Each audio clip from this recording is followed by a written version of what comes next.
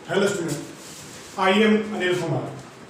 तो बच्चों आज अपने डिस्कस करेंगे एक एग्रीकल्चर टॉपिक्स के बारे में, ठीक है, जिसमें सबसे पहले आज अपने एक बहुत इंपॉर्टेंट जो आपका टॉपिक है उसको डिस्कस करेंगे।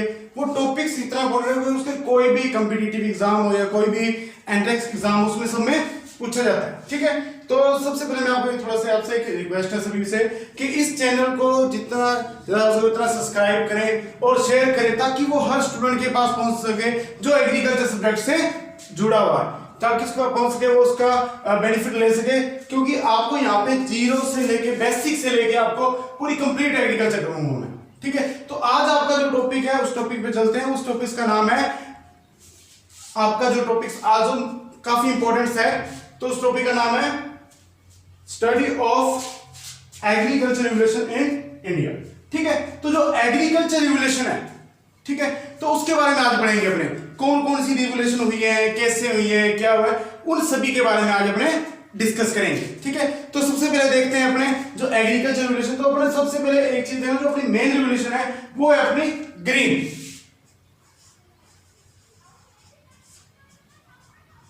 तो सबसे फर्स्ट चलते हैं रिवोल्यूशन। सबसे पहले देखते हैं रिवोल्यूशन क्यों किया गया। देखो रिवोल्यूशन में आपको मैं बताऊं क्या होता था कि जो रिवोल्यूशन आपके जो तैयार की जाती थी, जो स्टार्ट की जाती थी, उसमें एक टारगेट रख दिया जाता है। क्या रख दिया जाता है?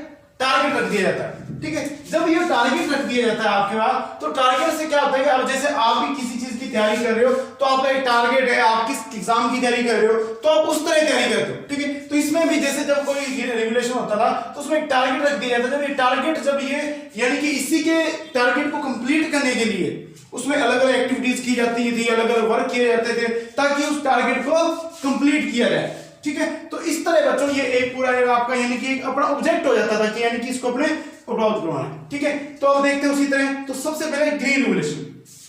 तो देखो ग्रीन रिवोल्यूशन आप अच्छी तरह इसको थोड़ा ध्यान से, मैं आज आपको पूरा इसको डिफाइन करूंगा क्या है कैसे। देखो ग्रीन रिवोल्यूशन में आपको कुछ बातें याद रखें। सबसे पहले अपने थोड़े अपने को इसमें वर्ल्ड के बारे में देखते हैं। तो वर्ल्ड में देखते हैं कि एक साइंटिस्ट था जिसका नाम था नॉर्मन ई बोरमैन। क्या था? नॉर्मन ई बोरमैन, ठीक है। इस साइंटिस्ट के बारे में आज अपने डिस्कस करते हैं, ठीक है। तो देखो अपने डिस्कस करते हैं इस साइंटिस्ट के बारे में भी, ये क्या कहता है किस तरह इसमें। तो सबसे पहले देखो इसके जो ये साइंटिस्ट है ये वर्ल्ड का है, तो इसने क्या डिस्कस किया वो अपने देखते हैं इसमें। तो सबसे पहले देखना है इसमें कि नॉर्मन ई बोरमैन, इसने क्या किया कि जो ये कहां था, स्मिथ मैक्सिको। कहां पे था ये? Smith Mexico. आपने ये संस्था सुनी होगी, सब जानते हो आप इसको, स्मिथ मैक्सिको। ये यहां पे ये वर्क करता था, ठीक है। तो इसने क्या किया कि जो आपका वीट है उसकी ड्वार्फ वैरायटी निकाली। जो आपका वीट है उसकी ड्वार्फ यानी कि उसमें जो बोनेपन है, ठीक है, उसकी वो वैरायटी निकाली, उससे बोनेपन। क्योंकि पहले क्या होता था, मैं आपको बताता हूं, तो इंडिया की बात बताता हूं आपको। इंडिया में क्या होता था, जो अपने यहाँ पे वीट होता था उसका स्टेम क्या होता था, लॉन्ग होता था, ठीक है। और उस पे जो बाली होती, जो ईयर होती थी वो शॉर्ट होती थी। तो क्या होता था, जैसे ये स्टेम लॉन्ग होता था, जैसे कोई आंधी तूफान या ज्यादा इरिगेशन कर दिया आपने इसको, तो ये नीचे गिर जाता था। ये नीचे गिर जाता था तो अपनी फसल नुकसान का जो खराब हो जाती थी। तो अब अपने ने क्या किया कि यहाँ पे इसके ऐसा रिवोल्यूशन किया जो जिसमें क्या हुआ कि जो इसका जो स्टेम है वो तो छोटा हो गया और इस पर जो बाली थी वो बड़ी हो गई। जो ये है, जो स्टेम का आकार अपने तो छोटा कर लिया और बाली का आकार बड़ा कर लिया। अब स्टेम छोटा हो गया तो इसका जो बेस पॉइंट है वो ज्यादा इंप्रूव हो गया, ज्यादा मजबूत हो गया, स्ट्रॉन्ग हो गया, तो ये अब गिरता नहीं था, ठीक है। तो देखते हैं अब इसको थोड़ा और। तो स्मिथ मैक्सिको में ये वर्क करता था, ठीक है। तो स्मिथ मैक्सिको में देखो इसने वीट पे रिसर्च किया, तो क्या इसकी ड्वार्फ वैरायटी खोज ली, ठीक है। तो ड्वार्फ वैरायटी, अब आपसे सबसे पहले देखो क्वेश्चन ये पड़ जाता है कि जो ड्वार्फ वैरायटी है जो उसके लिए कौन सा जो उसमें जीन है वो उसके लिए रिस्पॉन्सिबल है कि वो ड्वार्फ वैरायटी वो जीन बोनेपन। तो देखो नोरिन, कौन सा जीन है? नोरिन, ठीक है। अब आपको मैं थोड़ा कंफ्यूजन बता दूं, नोरिन, आपको एक बात और याद रखनी है, जो ये नोरिन जीन है इसकी खोज कब हुई थी? 1960 में। जो ये नोरिन जीन है इसकी खोज कब हुई थी? 1960 में, ठीक है। अब आप ये कहोगे सर ये नोरिन, हमने तो आपको मैं बताता हूं, आपने एक चीज और पढ़ी होगी, नोरिन 10। तो मैं आपको बच्चे बात बता देता हूं कि आप क्या करोगे कि आपने ये जो जीन है, ये जो आपको नोरिन 10 देख रहे हो, ये जो अपने बोनेपन जो अपने ड्वार्फ वीट है उसकी फर्स्ट वैरायटी है, दोबारा बता रहा हूं, लेकिन क्या हो रहा है कि आजकल थोड़ी प्रॉब्लम आ रही है। मैं आपको फिर बता देता हूं एक चीज में कि आपको क्या कहेंगे, आपसे वो कहेंगे ना कि वो जीन कौन सा है जिसके कारण बर्फ हुआ है, तो नोरिन 10 बताएंगे। ठीक है, यदि ऑप्शन में नोरिन नहीं है तो नोरिन 10 मान्य होगा। यदि ऑप्शन में नोरिन नहीं है तो नोरिन 10 मान्य होगा। बट अगर ऑप्शन में नोरिन है तो नोरिन मान्य होगा। तो आपको ध्यान रखना है कि जीन तो कौन सा है, नोरिन। जीन कौन सा है, नोरिन। बट फर्स्ट वैरायटी कौन सी है उसकी, नोरिन 10। ठीक है, तो इस तरह ये पूरा जिसका आपको तुमने किया। अब नेक्स्ट देखो, तो देखो इसने क्या किया 1960 में। अब आपसे पूछा जाता है कि वर्ल्ड में, अब आपसे क्या पूछा जाता है कि वर्ल्ड में जो ग्रीन रेवोल्यूशन है वो कब स्टार्ट हुई, 1963 में। वर्ल्ड में ग्रीन रेवोल्यूशन कब स्टार्ट हुई, 1963 में। ठीक है, तो अभी कुछ क्वेश्चन बन गया, आपको मैं आपको बता देता हूं। देखो सबसे पहले आपने क्या किया कि इसमें जो नोरिन 10 जो आपका है वो क्या है, वैरायटी है। ठीक है, और नोरिन क्या है, जीन है। ठीक है, अब देखो आपसे पूछा जाएगा कि वर्ल्ड में ग्रीन रेवोल्यूशन कब स्टार्ट हुई। अब आपसे पूछा जाएगा कि इंडिया में, ये तो बात होगी वर्ल्ड की। अब आपसे पूछा जाएगा इंडिया में कब हुई, तो इंडिया में हुई 1966 67। ठीक है, अब देखो आपसे एक चीज और आपको याद करनी है, आपसे वो पूछेगा कि father of green revolution in world, तो नॉर्मन इबोनम आएगा। कौन आएगा, नॉर्मन इबोनम। लेकिन वो आपसे पूछता है कि father of green revolution in India, तो इंडिया में देखो किसका नेम आएगा, doctor MS Swaminathan. Doctor MS Swaminathan. तो मैं आपको दोबारा बता रहा हूं, देखो। ठीक है, तो देखो अब इसमें क्या है कि रिसर्च किया गया कि नॉर्मन इबोनम जो आपसे वर्ल्ड में पूछा जाए, ये तो वर्ल्ड का है, किसका, वर्ल्ड का। तो वर्ल्ड में कौन होगा, नॉर्मन इबोनम। बट जो आपका इंडिया का है उसमें कौन होगा, MS स्वामीनाथन। ठीक है, तो ये चीज है। अब देखो आपसे इसमें जो क्वेश्चन बनेंगे मैं आपको सारे बताऊंगा कैसे क्या बनेंगे। एक चीज और याद रखना, जो व्हीट रिवोल्यूशन है, ठीक है, या इसका अपने जो इसमें अपने को क्या बोला अपने ने, ग्रीन रिवोल्यूशन। पूछा जाता है कि ये वर्ल्ड किसके द्वारा दिया गया था, जो ग्रीन रिवोल्यूशन है वो वर्ल्ड किसके द्वारा सर्वप्रथम यूज किया गया था, ये टर्म्स किसके द्वारा दी गई थी। तो एक विलियम्स गॉड नाम का बंदा था, विलियम गॉड। ठीक है, विलियम गॉड नाम का एक बंदा था, उसने ये बताया। ठीक है, तो आपको थोड़ा ध्यान रखना होगा, जितने भी क्वेश्चन बनेंगे मैं आपको भी बता दूंगा। ठीक है, तो सबसे पहले देखो, अब देखना कि जैसे मानो कि जब यहाँ पे नोरिन 10 ये वैरायटी तैयार होगी तो इंडिया में कौन सी वैरायटी लाएगी। इंडिया में जो वैरायटी लाएगी वो लाई गई थी छोटी लरमा, लरमा राजो और सुनारा 63 और 64। ठीक है, जो इंडिया में वैरायटी लाएगी वो कौन सी थी, छोटी लरमा, लरमा राजो, सुनारा 63 और 64। ठीक है, अब देखो एक चीज और मैं आपको बता देता हूं कि आपसे ये भी एक क्वेश्चन बनेगा, कुछ तरह पूछा जाता है कि जो ग्रीन रेवोल्यूशन थी उसमें कितनी क्रॉप्स का अपनों ने एडिशन किया, उसमें कितनी क्रॉप्स को सम्मिलित किया गया था, तो 6 क्रॉप। कितनी क्रॉप्स को, 6 क्रॉप को। बट सबसे ज्यादा जो इफेक्ट पड़ा वो ओनली 2 क्रॉप्स पे पड़ा, first wheat and second rice या पैडी बोल सकते हो आप। ठीक है, तो सबसे ज्यादा 2 क्रॉप से पड़ा। अपने इसमें जो सम्मिलित की थी, जो अपने वो कितनी थी, 6 क्रॉप अपने इसमें ली थी, पर सबसे ज्यादा जो इफेक्ट पड़ा वो किसमें पड़ा, व्हीट और राइस में। एक क्वेश्चन और बनता है कि ये पूछा जाता है कि जो ग्रीन रेवोल्यूशन स्टार्ट हुई थी सबसे पहले वो कहां स्टार्ट हुई थी, यानी कि स्टार्ट देखो कैसे कि जो यानी कि ये MS स्वामीनाथन थे, जब ये मैक्सिको गए थे, वहां से जो सीड लाए थे उसका मल्टीप्लिकेशन कहां किया गया, तो स्टार्ट वो पंतनगर। कहां किया गया, वो पंतनगर में। ठीक है, ये क्वेश्चन पूछा जाता है पंतनगर में। और एक क्वेश्चन और पूछा जाता है, जो व्हीट राइस मैंने आपको भी बताया था, ये सबसे ज्यादा ग्रो, इसकी सबसे ज्यादा प्रोडक्टिविटी कहां पे बढ़ी, पंजाब और Haryana, PB and HR। Punjab and Haryana सबसे ज्यादा, ये 2 ऐसे रीजनल थे या क्षेत्र बोल सकते हो जिनमें सबसे ज्यादा ग्रीन रेवोल्यूशन का इफेक्ट पड़ा। ठीक है, अब देखो कुछ चीजें और बता देता हूं। मैं नॉर्मल इबोनम ने इतना अच्छा काम किया तो इसके लिए इसको नोबेल पुरस्कार दिया गया 1970 में, जो नोबेल प्राइज दिया गया 1970 में। और जो स्वामीनाथन है इनको दिया गया था world food prize, world food prize 1987। ठीक है, स्वामीनाथन को क्या दिया गया था, वर्ल्ड फूड प्राइज 1987 में। ठीक है, अब इसमें कौन कौन से क्वेश्चन बनते हैं पूरा इसको दोबारा डिस्कस करते हैं। देखो, ग्रीन रेवोल्यूशन ठीक है, किससे रिलेटेड है, यानी कि सीरियल क्रॉप्स कह सकते हो आप, या आप व्हीट या राइस बोल सकते हो, यानी कि खाद्यान्न उत्पादन से बोल सकते हो। ठीक है, सीरियल प्रोडक्शन। तो ग्रीन रेवोल्यूशन किससे है, सीरियल प्रोडक्शन से। ठीक है, तो सबसे पहले देखो ग्रीन रेवोल्यूशन, आप ये ग्रीन रेवोल्यूशन वर्ल्ड सबसे पहले इसको किसने यूज किया था टर्म्स, तो वो कौन है, विलियम गॉड। ठीक है, फिर ग्रीन रेवोल्यूशन में कितनी क्रॉप्स को उन्होंने सम्मिलित किया था, 6 को। सब इफेक्ट 2 पे पड़ा, कौन कौन सी, व्हीट एंड राइस।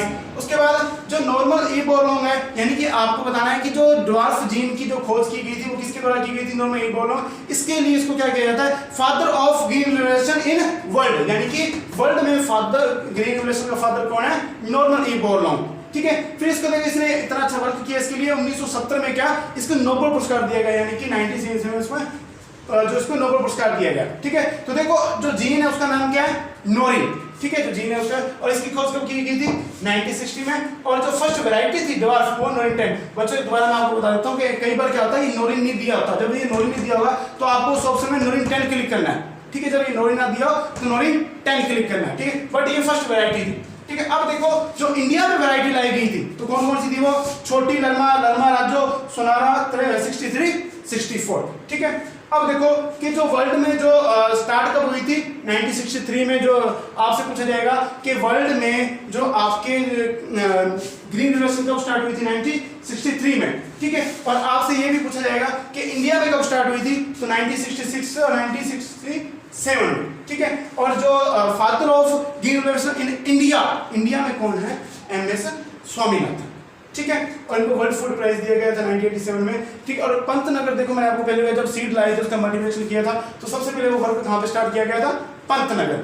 ठीक है, और जो एरिया जिनमें सबसे ज्यादा इफेक्ट पड़ा था वो था पंजाब, हरियाणा, 2 रीजन ऐसे थे जिनमें सबसे ज्यादा इफेक्ट पड़ा था। ग्रीन रेवोल्यूशन यानी प्रोडक्टिविटी बहुत अच्छी हुई थी वहां। ठीक है, तो ये आपकी साइंस है ग्रीन रेवोल्यूशन है। ठीक है, आप इसको समझना से आप इसको पूरे स्टेप वाइज लेना, और ये बहुत इंपॉर्टेंट है। जितने भी मैं आपको रेवोल्यूशन कराऊंगा सबके कहीं ना कहीं क्वेश्चन पूछ जाते हैं। ठीक है, तो नेक्स्ट लेते हैं।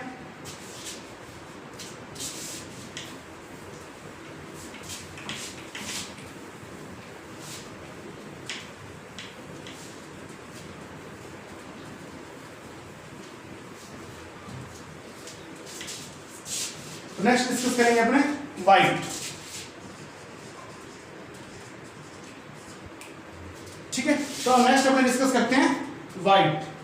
तो सबसे देखो वाइट डिस्कस कर रहे हैं, तो वाइट देखो वाइट रिलेशन नेम से ही पता लग रहा है, यानी कि वाइट, तो ये किससे रिलेटेड है, मिल्क। किससे रिलेटेड है, मिल्क प्रोडक्शन से। ठीक है, अब देखो ये मिल्क प्रोडक्शन से रिलेटेड है। देखो इस वाइट रिलेशन को आप एक नेम और चेंज भी करके बोल सकते हो, ऑपरेशन फ्लड भी बोला जाता है। ठीक है, आप ऐसे भी कह सकते हो white relation also known is, ठीक है, ऑपरेशन फ्लड। अब देखो इसमें क्या होगा, देखो सबसे पहले तो आपको ये पता होना चाहिए जो मिल्क के लिए गया, तो इसके लिए जो इसके, यानी कि आप ये बोल सकते हो कि फादर। ठीक है, तो फादर बोला जाता है, वो किसको बोला जाता है, डॉक्टर। ठीक है, VS कुरियन बोला जाता है। ठीक है, कुरियन बोला जाता है। ठीक है, तो ये डॉक्टर VS कुरियन है, इनको फादर बोला जाता है। इनके द्वारा ये सारा इतना वर्क किया गया था। ठीक है, अब इन्होंने क्या किया कि एक टारगेट बना दिया। मैंने आपको पहले भी कहा था कोई भी जब आप रेगुलेशन पढ़ोगे उसमें एक टारगेट बनाएंगे ताकि क्या उस टारगेट को अपने अचीव कर सके। ठीक है, तो इसमें देखो ऑपरेशन फ्लड एक नाम चलाया गया, ऑपरेशन फ्लड। इसके 3 स्टेप थे, 1 2 3। देखो फर्स्ट स्टेप था 97, सेकंड, थर्ड,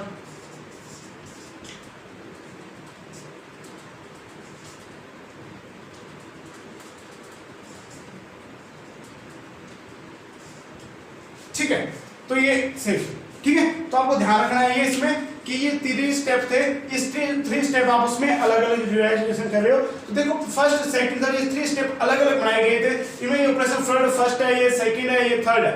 ठीक है, ये स्टेप उसके 3 ऑपरेशन फ्लड की ये 3 स्टेप है। तो वही किस कुरियन देखो, अब देखो क्या हुआ कि जब अपने रिसर्च किया तो इन्हीं के द्वारा 1 और 2 3 जो अपनी बातें इसी में और पर लेते हैं। एक तो NDDB, ठीक है, एक NDRI, दोनों इंपॉर्टेंट।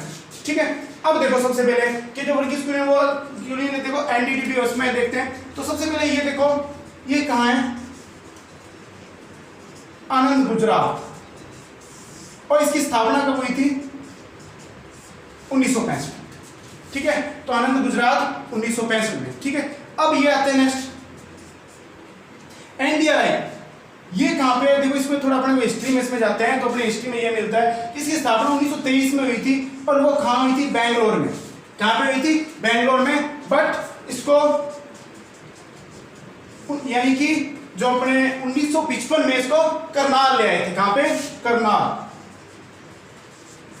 कहां पे ले आए थे?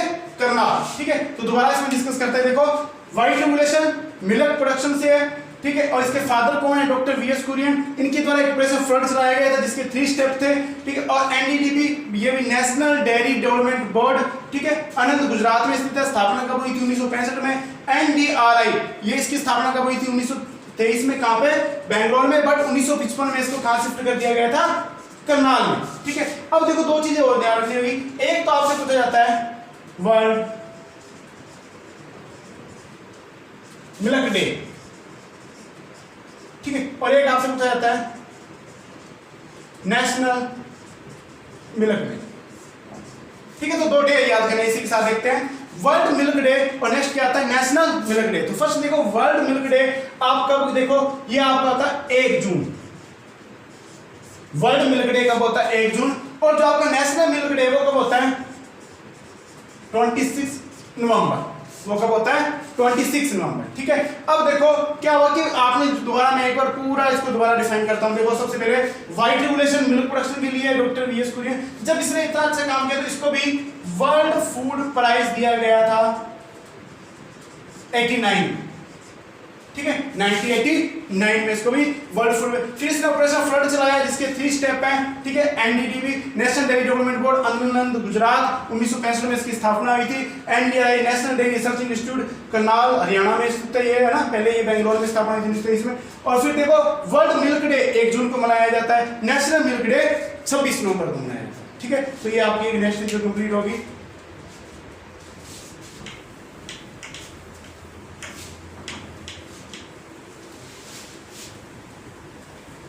अब देखो नेक्स्ट, ये थोड़ी काफी इंपॉर्टेंट है। ठीक है, अब अपने नेक्स्ट देखते हैं। तो सबसे पहले देखो ब्लू रेवोल्यूशन। ठीक है, तो ब्लू देखते हैं। देखो ब्लू किससे आपके रिलेटेड है? फिशरीज से। किससे? फिशरीज से, यानी कि मछली उत्पादन से। ब्लू किससे रिलेटेड है? फिशरीज से, मछली उत्पादन से। अब आप इसमें देखोगे कि ये ब्लू है जो फिशरीज से है, मछली पालन से है। ठीक है, और इसके जो वो कौन है? अरुण कृष्णा। ठीक है, डॉक्टर अरुण कृष्ण, डॉक्टर अरुण कृष्ण। ठीक है, तो ये इसके संस्थापक हैं। इन्होंने इसके बारे में बताया था। ठीक है, और इन्हें इसने तो 19 और इसकी स्थापना कब हुई थी? 1973। ठीक है, जो इसको स्टार्टिंग किया वो कब किया गया था? जो इसका तो 1973 से। ठीक है, तो आप ये ध्यान रखना जरूर। तो आप इसमें देखो, इसमें डायरेक्ट आपको ध्यान रखना है जो ब्लू रेवोल्यूशन है। क्या है? जो ब्लू रेवोल्यूशन है वो कब स्टार्ट हुई थी? ब्लू रेवोल्यूशन आपसे पूछता है तो ठीक है, तो 1973 में वो स्टार्ट हुई थी। और ये किससे संबंधित होती है? ये आपके फिशरीज से। ठीक है, किससे होती है? फिशरीज, आप मत्स्य पालन बोल सकते हो इसको। ठीक है, और इसके जो वो कौन है? अरुण कृष्णा। ठीक है, तो ये आपका कंप्लीट हो गया। देन नेक्स्ट देखते हैं।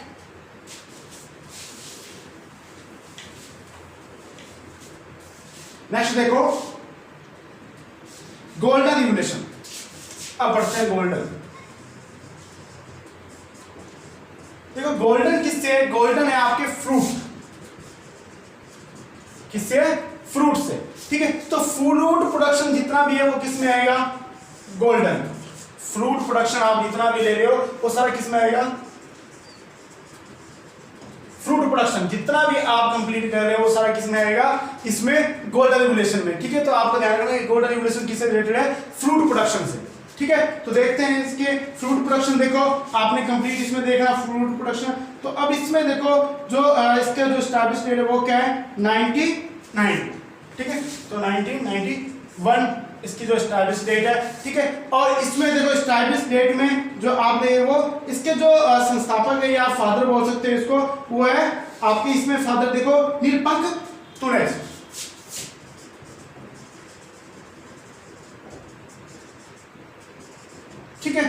निरपंख टुणे, ठीक है, तो ध्यान रखना निरपंख टुणे, ठीक है। तो अब इसकी जो था वो 1991 में, ठीक है। नेक्स्ट रेगुलेशन देखते हैं।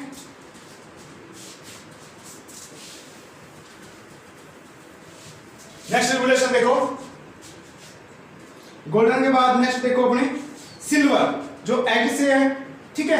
देखो सिल्वर जो एग से है आपकी, तो सिल्वर देखो इसमें जो स्टार्ट करते हैं सिल्वर, देखो ये एग प्रोडक्शन से है, किससे आपकी एग प्रोडक्शन से, ठीक है। तो आप जानते हो एग प्रोडक्शन जो सिल्वर के लिए है, और इसमें देखो इसके लिए यानी कि जो स्टार्ट कब हुई थी 2000, ठीक है इसमें, और इसकी जो आपकी जो स्टार्ट की गई थी ये, ठीक है, वो कब 2000, और इसमें जो मिस्टर इंदिरा जो आपके गांधी उनके द्वारा स्टार्ट की गई, जब स्टार्ट की गई थी इंदिरा गांधी के, ठीक है। तो देखो इसमें जो आपके 2000 है वो इसमें कंप्लीट होता है, ठीक है। तो ध्यान रखना कब स्टार्ट की गई थी 2000 में, ठीक है। और इतना ध्यान रखना कि किससे होती है एग प्रोडक्शन की, ठीक है। फिर उसके बाद नेक्स्ट देखो,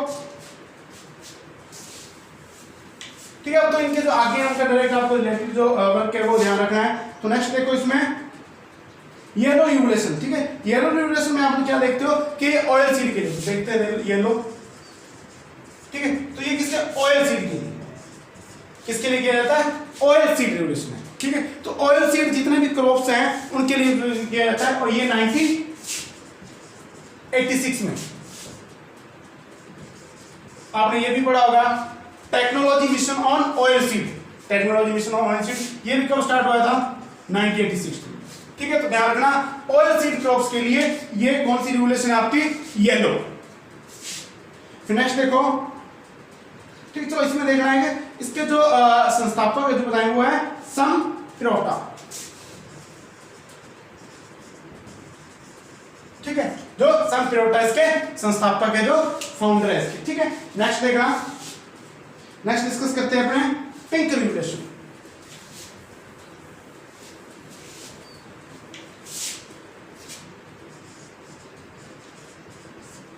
ठीक है। तो पिंक रिवोल्यूशन में देखो सबसे पहले अपने पिंक रिवोल्यूशन को पूरा पढ़ेंगे, उसको देखते हैं। पिंक जो आपके जो पिंक रिवोल्यूशन है किसके लिए होता है, वो अनियन और झींगा उत्पादन के लिए होता है। किसके लिए, एक तो अनियन, ठीक है, और एक झींगा उत्पादन के लिए, इन दोनों के लिए जाना जाता है, ठीक है। अनियन जो आपका अनियन होता है, ठीक है, और एक आपका क्या होता है झींगा, ठीक है। इन दोनों के बारे में डिस्कस करते हैं कि इन दोनों के प्रोडक्शन के लिए किसके रिलेटेड जो अपने क्रांति चलाई गई है वो कौन सी आपकी पिंक रिवोल्यूशन, कौन सी है वो पिंक रिवोल्यूशन, ठीक है। तो इसकी देखो अपने पिंक रिवोल्यूशन ये क्या चीज कब स्टार्ट की गई थी 1970 में, और की किसके द्वारा की थी दुर्गेश पटेल के द्वारा, किसके द्वारा दुर्गेश पटेल के द्वारा की गई थी स्टार्ट, ठीक है। तो ध्यान रखना बच्चों ये कब स्टार्ट हुई थी 1970 में, और किसके द्वारा स्टार्ट की गई थी दुर्गेश पटेल के द्वारा, ठीक है। नेक्स्ट देखते हैं, ठीक है। नेक्स्ट देखना, अब देखो जो आपकी नेक्स्ट आती है वो है रेड रिवोल्यूशन, ठीक है। तो रेड रिवोल्यूशन देखो ये एक तो मीट के लिए होती है, ठीक है, और एक टोमेटो के लिए, किसके लिए मीट, मांस और टमाटर के लिए होती है, ठीक है। तो ध्यान रखना ये रिवोल्यूशन किसके लिए मीट और टोमेटो के लिए है, ठीक है, मीट और टोमेटो के लिए। और ये क्या है कि जो आपकी किसके द्वारा जो आपकी स्टार्ट की थी वो है विशाल तिवारी, किसके द्वारा स्टार्ट की गई थी विशाल तिवारी, ठीक है। तो विशाल तिवारी के द्वारा स्टार्ट की थी, और ये कब स्टार्ट की गई थी 1980 में, विशाल तिवारी के द्वारा स्टार्ट की गई थी, और कब स्टार्ट की गई थी 1980 में, ठीक है। तो नेक्स्ट देखते हैं, नेक्स्ट देखना गोल्डन फाइबर रिवोल्यूशन, ठीक है। देखो golden fibre, golden fibre revolution ये किससे है जूट से, किससे है जूट से, ठीक है। जो गोल्डन फाइबर रिवोल्यूशन जो अपने पढ़ रहे हैं वो किससे संबंधित है जूट से, और ये कब स्टार्ट हुई थी 1990 में, ठीक है। जो गोल्डन फाइबर रिवोल्यूशन है वो कब स्टार्ट हुई थी 1990 में, ठीक है। तो इसको भी ध्यान रखना, ये भी काफी में गोल्डन फाइबर रिवोल्यूशन 1990 में, ठीक है 1990। नेक्स्ट देखो नेक्स्ट देखना, तो देखो गोल्डन फाइबर कंप्लीट। तो नेक्स्ट देखो एवरग्रीन रेगुलेशन, ठीक है। तो देखो एवरग्रीन रेगुलेशन के बारे में पढ़ते हैं,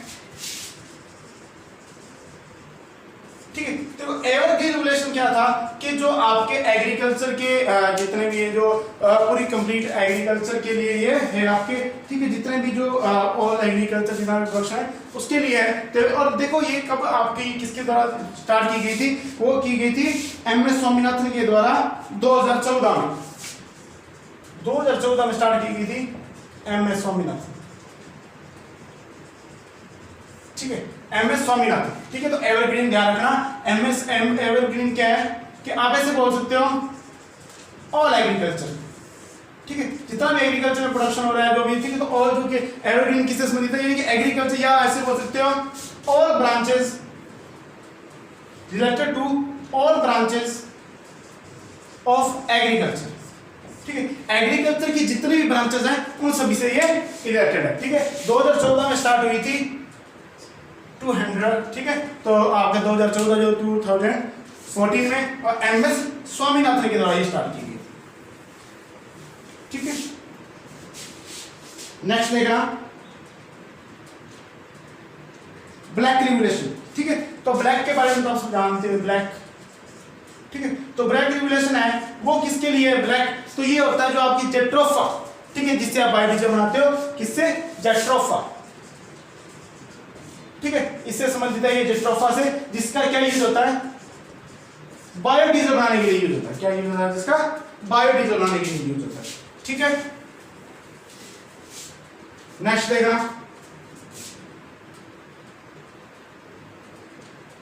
ठीक है। अब देखो नेक्स्ट आपके एक और है जिसमें आप देखो क्या है कि आप पढ़ोगे राउंड, ठीक है। तो राउंड का कंप्लीट करते हैं। तो राउंड वाले देखना भाई, राउंड रेगुलेशन ये किससे संबंधित है, देखो राउंड रेगुलेशन ये आपके पोटैटो से, किससे, पोटैटो से, ठीक है। तो राउंड रेगुलेशन किससे स्टार्ट है, जो आपके वो पोटैटो से है, ठीक है। तो पोटैटो से आप ध्यान रखना कि जैसे आलू गोल होता है तो राउंड भी किसके, पोटैटो के लिए है। और ये कब स्टार्ट हुई है, 1965, कब स्टार्ट हुई है, 1965 से ये स्टार्ट हुई है, कौन सी, राउंड रेगुलेशन, पोटैटो के लिए, ठीक है। देन नेक्स्ट, ठीक है। तो राउंड रेगुलेशन स्टार्ट की है किसके लिए, पोटैटो के लिए। नेक्स्ट देखते हैं राउंड के बाद, नेक्स्ट देखना,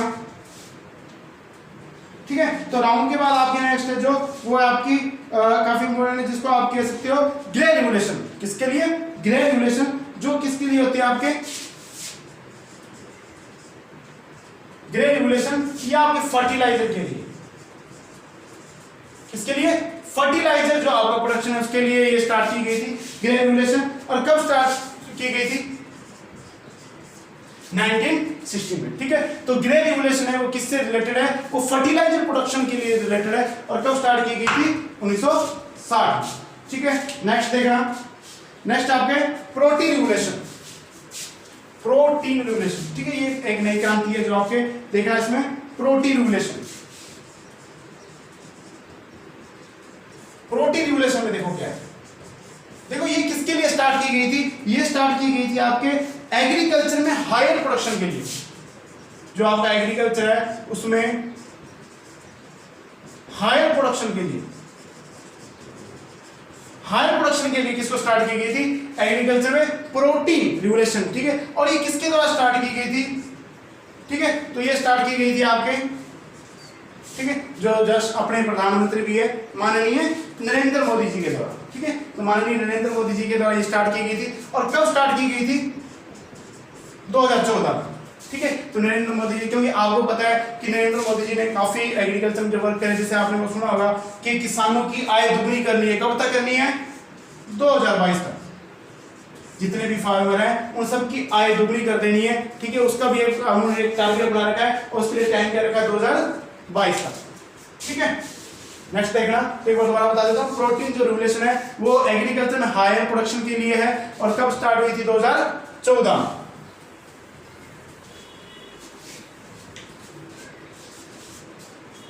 नेक्स्ट देखना, नेक्स्ट आपकी जो क्रांति है वो आपकी रेनबो क्रांति बोल सकते हो आप इसको,